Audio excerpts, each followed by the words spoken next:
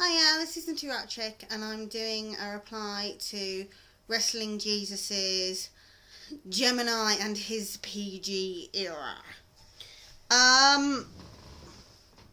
There's a slight hole in Mr. Wrestling Jesus's rant, and that's that he makes a very valid point, because he's trying to defend against what Gemini said about it being PG for a long time before the Attitude Era, and he said, yeah, it was, and it was great then, because it was Bret Hart versus HBK.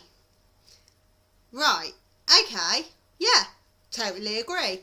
That era was amazing because Bret was amazing, because Shawn was amazing, because the quality of the wrestlers and the quality of the wrestling was good.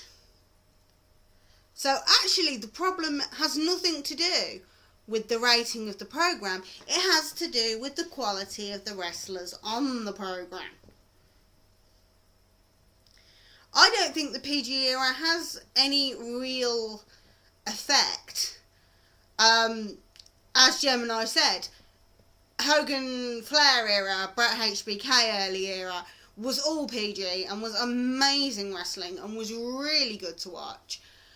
And they were really talented wrestlers with really good mic skills that didn't need swearing, blatant sexual references and blading to get over. So I don't see how you can say that the problem with the show is that it's PG and then say that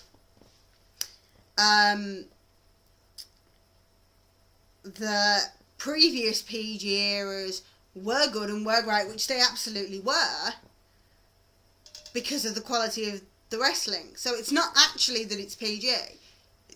It's that you don't think that the quality of the wrestling is sufficient to carry a PG rating. That's not the rating's fault, that's the quality of the wrestlers and the wrestling's fault.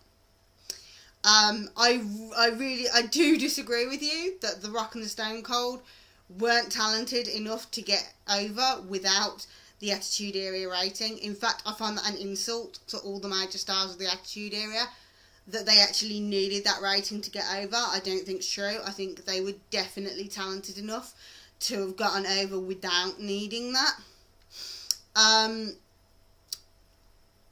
Does a higher rating hide, to a certain extent, less talented wrestlers? Yeah, maybe. Possibly. I think there is some truth in that. However, if the problem with the product is a lack of talented wrestlers, then making them bleed and swear and showing some nudity won't actually improve the quality of the wrestling or of the product.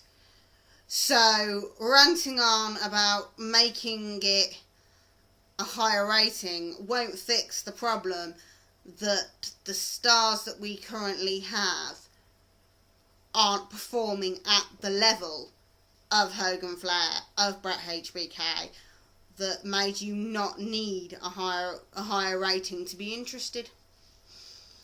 I don't think that the Attitude Era was only good because of its rating. I never have. I think it was a multitude of factors. I don't think that the essence of Stone Cold was that. It wasn't just that, it was the sense of rebellion. And I think he could have pulled it off without that. I think that The Rock could have pulled off his character without using the terminology he used. Just because the current wrestlers you don't think are good enough to pull off what HBK and Bret Hart did. That's not the ratings' fault, that's the wrestlers' fault. So if you're saying every single wrestler in the WWE now is less talented than the wrestlers were in the 80s, then that's a completely different argument to whether PG is ruining the WWE. So, to your version of the argument, no, PG isn't ruining WWE. Wrestlers you don't think are sufficiently talented are. Just my 2 cents. I would love to hear back from you, Mr. Wrestling Jesus.